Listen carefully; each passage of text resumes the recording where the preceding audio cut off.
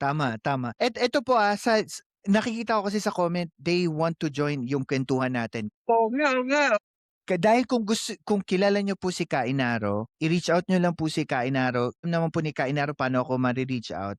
Puwede po tayong mag-set up ng schedule. Meron lang po tayong, topic na pag-uusapan, okey lang po sa akin. Basta i-organize lang po natin, yun lang po yung hiling ko. Tulad po nung ibang mga vlogger po nagpapaakyat sila during live, ako po hindi. Alam po ni Kainaro yung structure po. Totoo lang para ako OA po ako minsan sinasabi nga nung mga guest, pero I'm more into like gusto ko kasi conversation.